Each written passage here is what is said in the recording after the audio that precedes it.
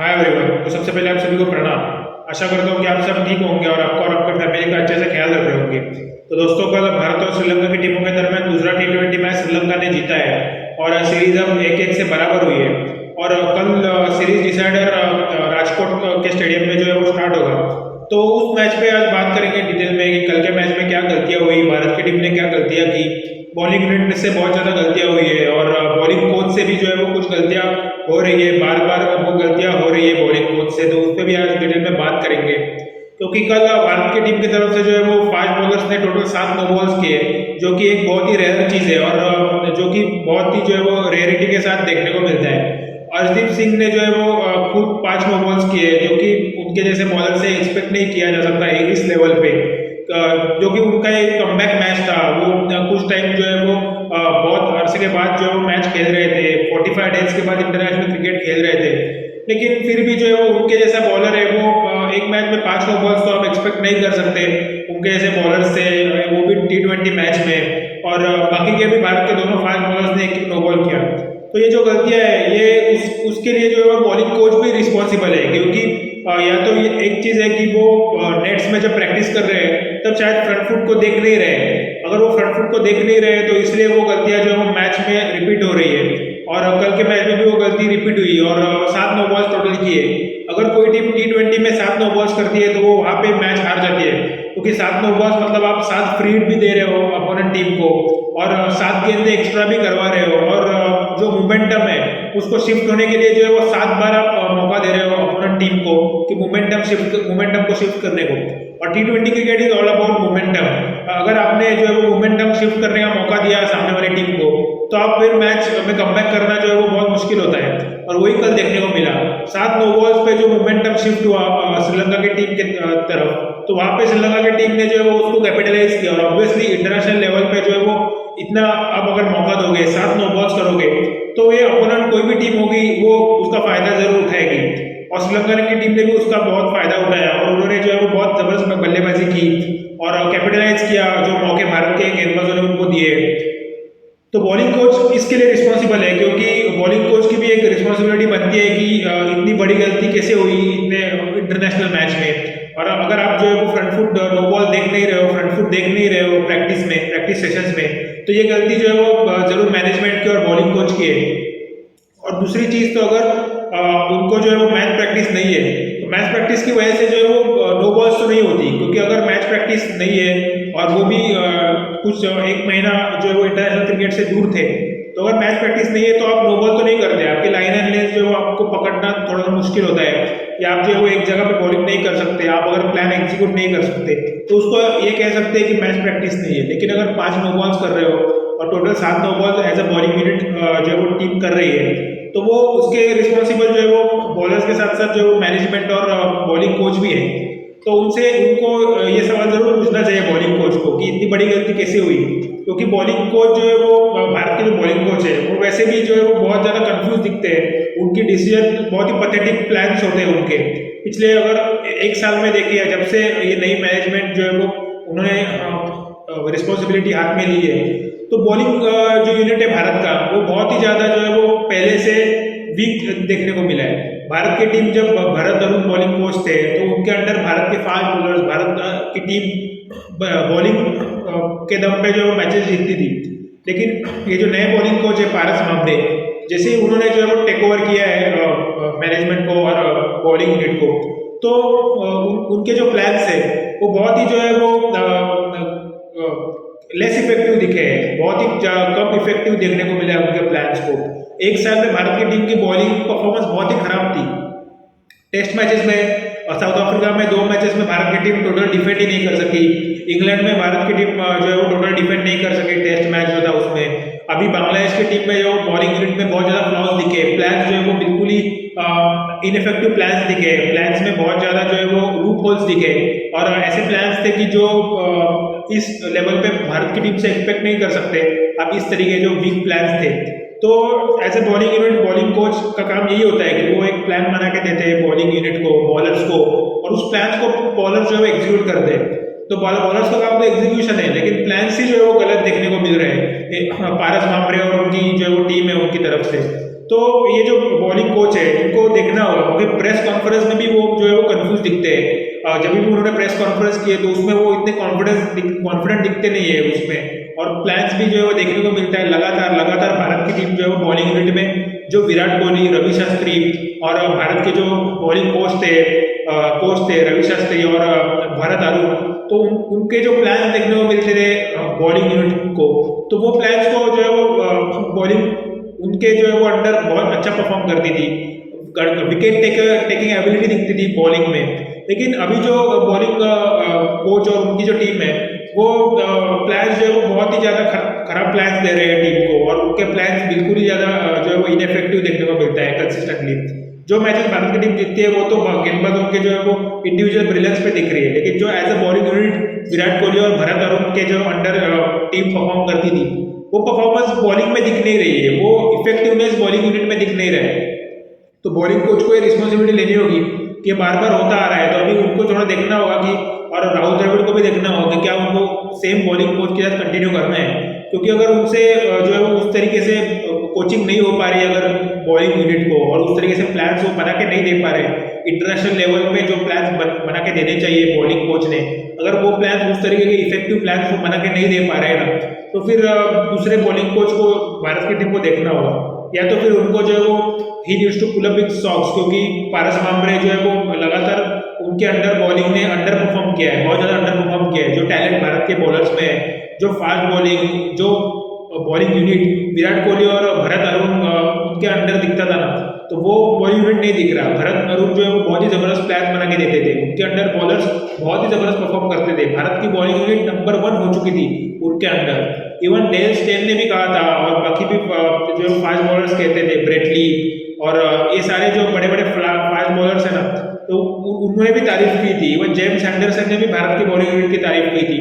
तो अभी जो नए बॉलिंग कोच और नई मैनेजमेंट है उनके अंडर जो है बॉलर्स ने बहुत ज़्यादा अंडर परफॉर्म किया है। तो अभी बॉलिंग आपको बड़े मैचेस जितवाती है, बॉलिंग आपको बड़े टूर्नामेंट जितवाती है। तो बॉलिंग यूनिट के लिए जो है अच्छे प्लान्स बनाने वाले कोच चाहिए, अच्छे प्लान जो है उनको बना के देने वाले एनालिस्ट चाहिए उनके साथ। तो क्या ये टीम बॉलिंग यूनिट और बॉलिंग कोच के साथ है, ये देखना होगा राहुल द्रविड़ को, क्योंकि वो एज अ कोच तो बहुत अच्छे हैं, लेकिन उनके साथ अगर टीम, उनका स्टाफ जो है वो इतना इफेक्टिव नहीं होगा, वो इतना कॉम्पिटेंट नहीं होगा, तो वो उस तरीके से फिर सारी चीज़ों को तो नहीं देख सकेंगे। तो राहुल द्रविड़ और जो कोच है उनको देखना होगा कि क्या यही स्टाफ, यही सपोर्ट स्टाफ के साथ उनको कंटिन्यू करना है क्या, क्योंकि या तो फिर पारस मामरे को जो है वो अच्छे प्लान्स लेके आना होगा और बॉलिंग यूनिट को जो है वो अच्छे प्लान्स देना होगा। तो देखते हैं अभी नेक्स्ट मैचेस में जो है वो बॉलिंग यूनिट कैसे परफॉर्म करती है। युजवेंद्र चहल पे थोड़ा बात करेंगे। युजवेंद्र चहल अभी जो है वो उनको ठीक ठाक समय हुआ है, वो टीम के साथ है, लेकिन अभी भी वो गूगली नहीं सीख सके, अभी भी उनके पास वेरिएशंस नहीं है, अभी भी वो जो दोनों साइड बॉल को स्पिन नहीं करते। तो इस लेवल पे आप नहीं सस्टेन कर सकते अगर आपके पास गूगली नहीं है एज ए लेग स्पिनर। अगर आपके पास दोनों साइड गेंद को स्पिन करने की काबिलियत नहीं है ना, तो आप फिर कैसे जो है वो इफेक्टिव हो सकोगे इस लेवल पे। अभी कल युजवेंद्र चहल के सामने चरित असलम का थे जो कि लेफ्ट हैंडर थे, तो उनके अगेंस्ट जिस लेग स्पिनर के पास गूगली नहीं है ना, वो तो उनके अगेंस्ट नहीं परफॉर्म कर सकते। और युजवेंद्र चहल को उन्होंने कल फिर से जो है वो आड़े हाथ लिया, और युजवेंद्र चहल को जो है वो लंबे लंबे जो है वो शॉट्स लगाए उन्होंने, तो युजवेंद्र चहल फिर से इनएफेक्टिव दिखे। जैसे ही उनके सामने लेफ्ट हैंडर आता है तो वो लेग स्पिन उनका जो एक ही उनके पास बॉल है जो कि लेग स्पिन है, तो वो एक ही साइड, अगर बैट्समैन को पता है कि गेंद एक ही साइड स्पिन होने वाली है, तो बैट्समैन को आसानी होती है, बहुत ज़्यादा आसानी होती है।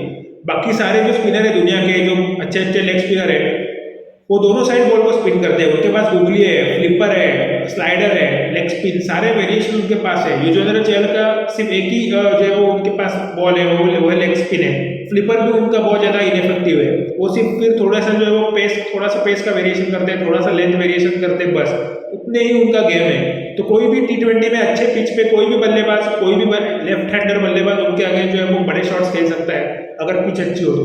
युजवेंद्र चहल को वेरिएशंस सीखना होगा, नहीं तो उनको टीम में रख के फायदा नहीं है, क्योंकि ऐसे बॉलर जिनके पास वेरिएशन नहीं है ना, और बल्लेबाजी भी वो कुछ भी नहीं करते, वो एज ए बैट्समैन भी जो है वो उनको बल्लेबाजी तो ऑलमोस्ट उनकी कुछ भी नहीं है।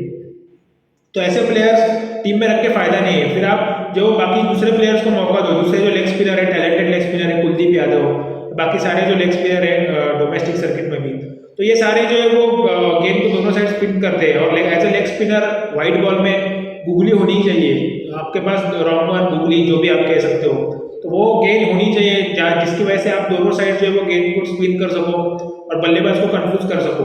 बिना वेरिएशन के युजवेंद्र चहल जैसे बॉलर बड़े लेवल पे इतने इफेक्टिव साबित नहीं होंगे। और अभी तो सबको पता है कि उनके पास गुगली नहीं है। अभी वो उन्होंने इतनी क्रिकेट खेली हुई है कि सारे बल्लेबाजों को पता है कि उनके पास गुगली नहीं है। वो गेंद को जो है उनकी गुगली बहुत ही ज़्यादा लेस इफेक्टिव है, उनकी गुगली टर्न भी ज़्यादा नहीं करती और उतना कंट्रोल नहीं है उनके गुगली में उनके पास, तो वो गुगली करते ही नहीं है। तो जब तक गुगली में वो एकदम इफेक्टिव नहीं होंगे और गुगली पे वो महारत हासिल नहीं करेंगे तब तक उनको ऐसे स्ट्रगल करेंगे। तो उनको एक तो गुगली पे बहुत जल्दी महारत हासिल करनी होगी, या तो नहीं तो फिर भारत की टीम को दूसरे स्पिनर को देखना होगा। तो एज ए यूनिट आप जब 7 नो बॉल्स करोगे, बॉलिंग यूनिट आप 7 नो बॉल्स करोगे तो आप बहुत मौके देते हो सामने वाली टीम को कमबैक करने को, मोमेंटम को शिफ्ट करने को। और टी20 क्रिकेट में वो ये 7 नो बॉल जो बहुत ज़्यादा होते हैं। तो वहाँ पे श्रीलंका की टीम ने बहुत ज़्यादा स्कोर बोर्ड पे लगाया था। उस पिच पे 206 बहुत ज़्यादा स्कोर था। 170-180 तक भी अगर भारत की टीम रोकती ना तो भी भारत की टीम चेस करती। लेकिन उसके बावजूद भी भारत की टीम के जो स्पेशलिस्ट बल्लेबाज है वो अच्छा परफॉर्म नहीं कर सके, जो कि कल के मैच में देखने को मिला। शुभमन गिल जो मौके मिल रहे हैं उनको वेस्ट कर रहे हैं। इतना उनमें टैलेंट है लेकिन वो टैलेंट को जो जस्टिफाई नहीं कर रहे। अभी ठीक ठाक टाइम हुआ है कि वो परफॉर्म ही नहीं कर पा रहे। जब से उनकी वो गैबा की जो इनिंग है उसके बाद उन्होंने कौन सी भी ऐसी इनिंग खेली नहीं है इसमें इंपॉर्टेंट मैचेस में जहाँ पे उन्होंने जो है वो एक बहुत ही अच्छा परफॉर्म किया हो। तो कंसिस्टेंसी का बहुत ज़्यादा उन पे जो है वो मसला है। और इस तरीके से अगर विकेट थ्रो करेंगे तो पीछे बहुत सारे जो है वो प्लेयर्स बैठे हैं जिनको वो मौका की तलाश कर रहे हैं। पृथ्वी शॉ है, यशस्वी जायसवाल है, तो ऐसे बहुत सारे ओपनर्स है। अभी तो ऋतुराज गायकवाड़ भी बाहर बैठे हैं, वो भी स्क्वाड में मौजूद है। रोहित शर्मा अभी वापस आएंगे तो फिर उनकी भी जगह ऑब्वियसली वो ओपनिंग स्लॉट ले लेंगे। तो ऐसे बहुत प्लेयर्स है, के राहुल भी बाहर है। तो शुभमन गिल अगर ऐसे मौके अगर वेस्ट करेंगे तो फिर उनको फिर आसान नहीं होगा, क्योंकि एक बार अगर आप टीम से बाहर होते हो ना फिर आपको कमबैक करना आसान नहीं होता है इंडियन टीम में, क्योंकि बहुत टैलेंट मौजूद है पीछे। फिर सबको मौका मिलता है और अगर कोई सेटल हुआ तो फिर आपको जल्दी मौका नहीं मिलेगा। हो सकता है कि फिर कई साल तक शुभमन गिल को वेट करने की जरूरत हो सकती है अगर दूसरा कोई बल्लेबाज उनकी जगह पे अच्छा खेला और सेटल हुआ तो शुभमन गिल को भी देखना होगा। इस तरीके से जो खराब शॉट खेल के आउट होंगे तो फिर फायदा नहीं है। फिर इस तरीके से टैलेंट को वेस्ट नहीं करना चाहिए। ईशान किशन को कल बहुत अच्छी गेंद की कसुम रचिता ने, बहुत ज़बरदस्त वो इन स्विंग था, बहुत ज़बरदस्त उनका एंगल भी बहुत ज़बरदस्त बना। उसका जिस तरीके से बॉल अंदर आया तो शुरू में बहुत मुश्किल होता है कोई भी बल्लेबाज के लिए कि ऐसी गेंद को हिट करना। तो शुरू में फास्ट बॉलर्स को मदद जरूर मिल रही थी, स्विंग भी मिल रही थी, सीम भी हो रहा था, गेंद सीम होकर अंदर भी आ रहा था, बाहर भी निकल रहा था और फास्ट बॉलर्स को मदद मिल रही थी। और फास्ट बॉलर्स ने अच्छे एरियाज में बॉल को पिच भी किया उनके, तो उनकी तारीफ भी करनी होगी। उन्होंने बहुत अच्छी बॉलिंग की उनके दोनों फास्ट बॉलर्स ने। तो देखते हैं अभी कल के मैच में क्या स्ट्रैटेजी होती है भारत की टीम की। स्पेशलिस्ट बल्लेबाजों को थोड़ी रिस्पॉन्सिबिलिटी लेनी होगी। सूर्य कुमार यादव जरूर मैच को जो है वो जितवा के वापस उनको आना चाहिए था। तो अभी देखते हैं कल के मैच में उनकी परफॉर्मेंस कैसे होती है। अक्षर पटेल उनकी अच्छी एफर्ट थी, एक कैच छोड़ा था विकेट कीपर ने उनका, उसके बाद उन्होंने जो पीछे मुड़ के नहीं देखा और उन्होंने बहुत अच्छी बैटिंग की। उसके बाद वो भी गेम को जो है वो जितवा के नहीं आ सके, लेकिन एफर्ट उनकी अच्छी थी। शिवम मावी बहुत अच्छी उन्होंने बैटिंग की और वही एक भारत के लिए फायदा है कि ऐसे बॉलर भारत की टीम में है, अभी भारत को मिले जो कि बॉलिंग भी अच्छा करते हैं। कल थोड़ी सी वो जो है वो कंसिस्टेंट लाइनर लेंथ में उन्होंने बॉलिंग नहीं की, लेकिन बल्लेबाजी के उन्होंने कल बहुत ज़्यादा प्रभावित किया सबको।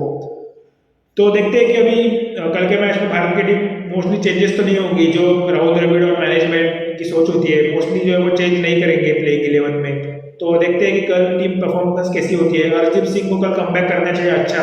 अभी कल जो है वो गलतियां जो भी गलतियां की उसको कल नहीं फिर से नहीं करनी है वो गलतियां।